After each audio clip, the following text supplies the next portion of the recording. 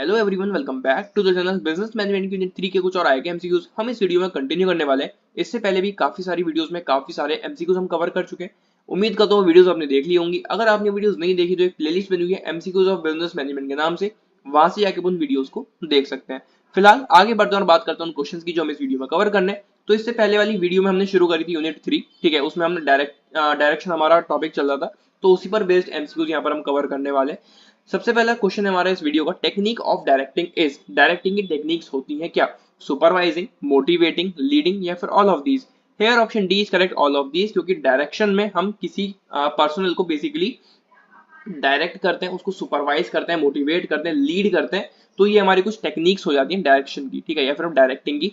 तो option D हमारे पर करेक्ट हो जाएगा, ऑल ऑफ दीज। इसको टिक कर लेते हैं हम, all of these, right. Second question है, which of the following is the elements of directing. अब अभी तक हमसे टेक्निक पूछ रहे थे, वो एलिमेंट्स पूछ रहे थे, तो इसमें आप कंफ्यूज मत होना। सुपरविजन, मोटिवेशन, लीडरशिप, ये तीनों ही एलिमेंट्स हमारी डायरेक्टिंग के। तो ऑप्शन डी अगेन यहाँ पर करेक्ट हो जाएगा, option D, all of these, right. Next question है, गुड इंस्ट्रक्शन शुड बी। जो मैनेजर अपने पर्सनल या फिर एम्प्लॉयज को इंस्ट्रक्शन देता है, तो वो इंस्ट्रक्शन कैसा होना चाहिए, फिर वो उस इंस्ट्रक्शन को हम एक गुड इंस्ट्रक्शन कह सकते हैं कब? जब वो क्लियर और अनएम्बिगियस होगा, सिंपल और इजी होगा, ब्रीफ, कंसाइज एंड कंप्लीट होगा, या फिर all of the above. Here option D is correct, all of the above. तो जो मैनेजर अपने पर्सनल या फिर अपने एम्प्लॉयज को जो भी इंस्ट्रक्शन दे रहा है, वो क्लियर होना चाहिए, वो सिंपल और इजी होना चाहिए, ब्रीफ हो, कंसाइज हो, कंप्लीट हो, तब जाके वो एक अच्छा इंस्ट्रक्शन बन सकता है, तभी वो सामने वाले को समझ में आएगा और अकॉर्डिंगली वो वर्क कर पाएगा। तो ऑप्शन डी हमारा यहाँ पर करेक्ट हो जाएगा, all of the above, right. अगला क्वेश्चन है, the term supervision is made up of two words, super and. जो टर्म है सुपरविजन, वो बनी है दो शब्दों से, एक सुपर और दूसरा क्या है? विजन, ठीक है। बच्चों वाला क्वेश्चन हो गया, तो ऑप्शन ए हमारे पर करेक्ट हो जाएगा, विजन, ठीक है। कोई ऑप्शन बाकी के पढ़ने की जरूरत ही नहीं है। तो super view, super visible, super visibility, ऐसा कुछ नहीं होता। तो सुपरविजन जब हमसे पूछा गया तो सुपरविजन दो शब्दों से मिलकर बना है, सुपर और विजन, ठीक है। आगे बढ़ते हैं, विच of the following is the elements of directing, ठीक है। अगेन वही क्वेश्चन थोड़ा सा रिपीट किया गया है यहाँ पर भी, क्या क्या एलिमेंट्स है डायरेक्टिंग के? Supervision, motivation, leadership, all of the above. तो ऑप्शन डी यहाँ पर हमारा करेक्ट है, ऑल ऑफ दीज। इसी तरीके से क्वेश्चन आपके एग्जाम में भी रिपीट होते हैं, ठीक है। ये मत सोचना कि सिर्फ यहीं पर मैं आपको रिपीट करवा रहा हूँ या फिर आपको लग रहा हो कि क्वेश्चन बार बार क्यों आ रहा है। ऐसे आपके एग्जाम में भी होता है, एक ही क्वेश्चन दो दो तीन तीन बार आपको देखने को मिल जाएगा।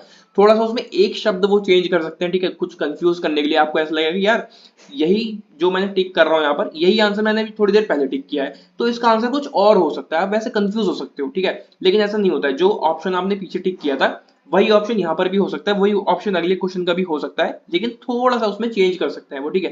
टेक्निक की जगह यहाँ पर एलिमेंट दे दिया, विच of the following is the element, ऐसे करके क्वेश्चन को थोड़ा सा बड़ा कर दिया, तो आपको लगेगा कि यार ये आंसर फिर से मैं कैसे टिक कर दूं, अभी तो मैंने टिक किया है, ठीक है। तो कंफ्यूज करने के लिए होता है, राइट। क्वेश्चन रिपीट होते हैं एग्जाम में भी, थोड़ा सा लैंग्वेज वो चेंज कर सकते हैं, सेम क्वेश्चन भी आ सकता है, सिमिलर क्वेश्चन भी आ सकता है, तो उसमें आप कंफ्यूज मत होना।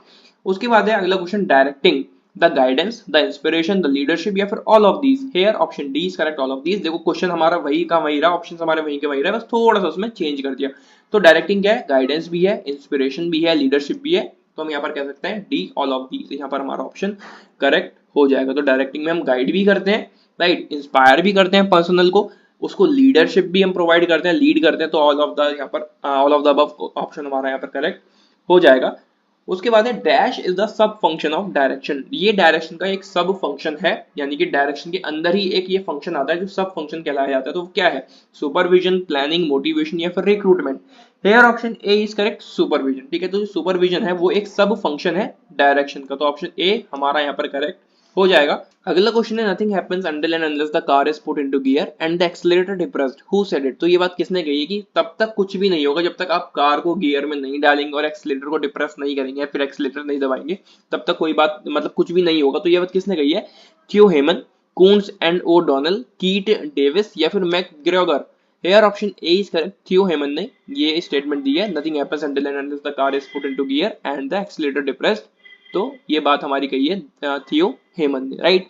उसके बाद है अगला question, which of the following statement is true. इसमें कुछ स्टेटमेंट दी हुई है, वो कौन सी ट्रू है वो हमें बताना है। An order conveys a decision of a manager. जो एक ऑर्डर है वो मैनेजर का डिसीजन बताता है, ठीक है, सही बात है बिल्कुल। बी ऑप्शन है हमारा, a manager is needed to issue orders and instruction to initiate, modify और स्टॉप एनी एक्शन। जो मैनेजर है उसकी नीड होती है कोई भी ऑर्डर इशू करने के लिए, कोई भी इंस्ट्रक्शन देने के लिए, ठीक है, कुछ इनिशिएट करने के लिए, या फिर किसी भी एक्शन को मॉडिफाई या फिर रोकने के लिए, ठीक है, तो मैनेजर की जरूरत होती है, बिल्कुल सही बात है। Option C both A and B या फिर D none of the above, here option C is correct, both A and B statement हमारी ट्रू है, तो ऑप्शन सी यहाँ पर हमारा करेक्ट हो जाएगा। उसके बाद है मोटिवेशन इज, मोटिवेशन क्या है, इंटरनल फीलिंग है, एक्सटर्नल फीलिंग है, बोथ ए एंड बी या फिर none of these, here option A is correct, internal feeling. Motivation हमारे अंदर से आता है, राइट, कि आज तो मैं ये करके छोड़ूंगा, ठीक है, इतने समय में मुझे ये चीज करके ही रखनी है, कर ही दूंगा मैं आज इसको, तो वो हमारे अंदर से एक फीलिंग आ रही है, तो वो मोटिवेशन हमारी इंटरनल फीलिंग होती है, अंदर से आती है वो भावना, राइट। तो अब यहाँ पर जो हमारे क्वेश्चन है वो मोटिवेशन पर बेस्ड होने वाले हैं। अगला क्वेश्चन है motivation the process consisting of, motivation एक प्रोसेस है जिसमें होता है क्या, motive, attainment of the objective, needs, desires, derives etcetera, या फिर all of these, here option D is correct, all of these. तो मोटिवेशन एक प्रोसेस है जिसमें एक मोटिव भी आता है, ठीक है, ऑब्जेक्टिव को पूरा करने के लिए एक हमारे अंदर एक जुनून आता है, ठीक है, उस ऑब्जेक्टिव को हमें पूरा करना है, नीड्स उसमें हमारी आती है, डिजायर्स आते हैं, डिराइव्स आते हैं, तो ये सब चीजें हमारी होती हैं मोटिवेशन प्रोसेस के अंदर। तो हम यहाँ पर कह सकते हैं ऑप्शन डी करेक्ट हो जाएगा, ऑल ऑफ द अबव या फिर ऑल ऑफ दीज, राइट।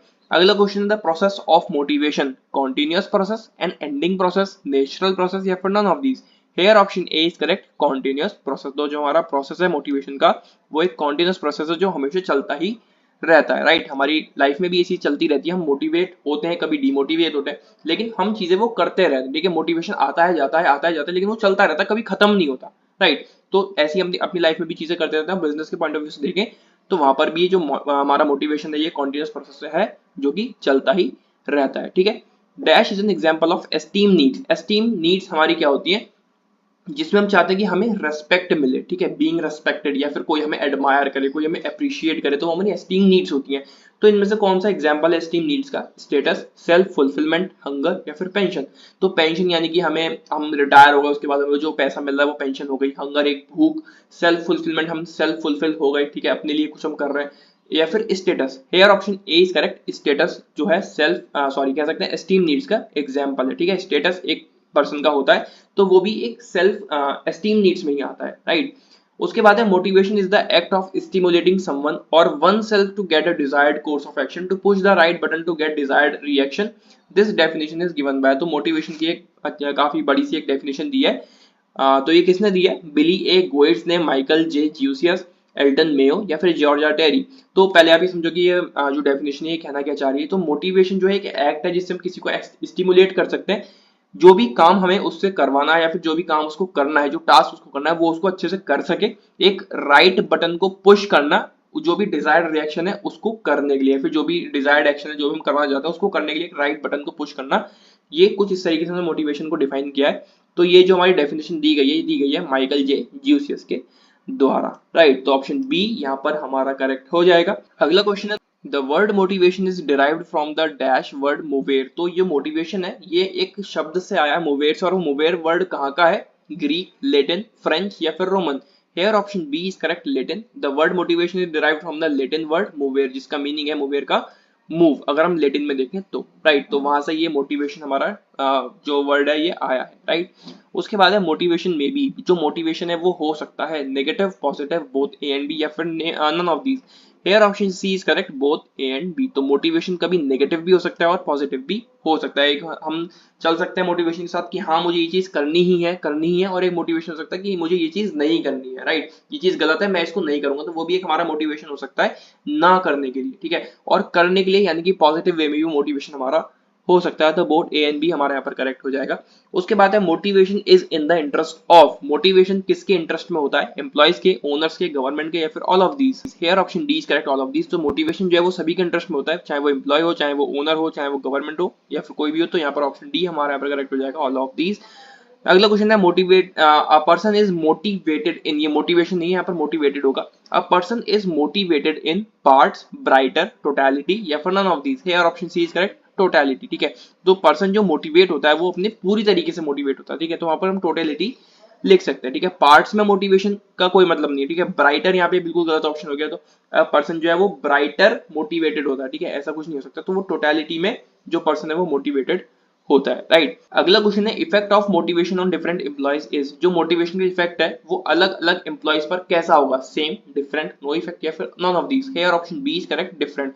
तो मोटिवेशन का इफेक्ट हर एक एम्प्लॉय पर डिफरेंट ही होगा, मतलब अलग ही होगा। मान लो एक रूम में 10 लोग बैठे हुए और उनका एक जो मैनेजर है वो कुछ मोटिवेशनल स्पीच दे रहा है, तो जैसे उसने अपनी स्पीच खत्म करी उसमें 10 के 10 लोग ऐसे नहीं होंगे कि एकदम स्पीच को सुनो और काम में लग गए, पूरे मोटिवेशन के साथ वो काम में लग गए, पूरी जान जी जान से काम में लग गए, ऐसा नहीं होगा, ठीक है। उसमें 2-3 ऐसे होंगे जो बहुत ज्यादा सीरियस उस चीज को ले जाएंगे और अपनी पूरी मेहनत से काम करेंगे। कुछ ऐसे होंगे जो थोड़ा सा कम तरीके से उसमें काम करेंगे, ठीक है। मोटिवेशन तो उनको मिल गया लेकिन अपने पूरी तरीके से वो मोटिवेट नहीं हुए हैं, राइट। तो अलग अलग सब चीजों का प्रभाव होता है क्योंकि वो लोगों की मेंटेलिटी थोड़ी अलग होती है, ठीक है। आपको अगर मैं कोई बात समझा रहा हूं तो हो सकता है आप में 10 लोगों में कोई एक जो है उस बात को बहुत अच्छे से समझ जाए, 2-3 जो ऐसे हो वो कुछ ना समझ पाए, कुछ थोड़ा कम समझ पाए, ठीक है। तो हर एक पर्सन टू पर्सन वो चीज डिपेंड करती है। तो जो मोटिवेशन रिस्पेक्ट होगा वो हर एक एम्प्लॉय पर डिफरेंट होगा, राइट। उसके बाद है according to Maslow the behaviour of an individual at a particular moment is determined by. तो मेस्लो के अकॉर्डिंग जो बिहेवियर है इंडिविजुअल का एक पर्टिकुलर मोमेंट पर उसको हम डिटरमाइन कर सकते हैं कैसे, हिज नीड्स के according, his performance, his ability या फिर all of these. Here option A is correct, his needs. तो उसकी नीड क्या है, ठीक है, वो जो पर्सन है जिसको मोटिवेशन हमने दिया है उसकी नीड्स क्या है उसके अकॉर्डिंग हम डिटरमाइन कर सकते हैं उसका बिहेवियर कैसा है उस मोटिवेशन को देने के बाद, ठीक है। तो ऑप्शन ए यहाँ पर हमारा करेक्ट हो जाएगा। अगला क्वेश्चन है non financial incentive provide. Non financial incentives हमारे वो होते हैं जिसमें पैसों का कुछ भी इन्वॉल्वमेंट नहीं होता, ठीक है, रुपए उसमें बिल्कुल भी इन्वॉल्व नहीं होते हैं। तो वो कौन से इंसेंटिव्स हो सकते हैं या फिर हमें क्या प्रोवाइड करते हैं नॉन फाइनेंशियल इंसेंटिव्स, वो हमसे पूछ रहे हैं। Psychological and emotional satisfaction, financial satisfaction, punishment या फिर ऑल ऑफ द अबव। वो इंसेंटिव्स जिसमें मनी इंक्लूडेड नहीं है वो हमें क्या प्रोवाइड करेंगे, psychological and emotional satisfaction, right. अगला क्वेश्चन है which of the following is not a non financial incentive. इनमें से कौन सा नॉन फाइनेंशियल इंसेंटिव है जिसमें नॉन फाइनेंशियल यानी कि जिसमें मनी इंक्लूडेड नहीं होती है, पे, एम्प्लॉय पार्टिसिपेशन, बोनस या फिर commission. Here option B is correct, employee participation.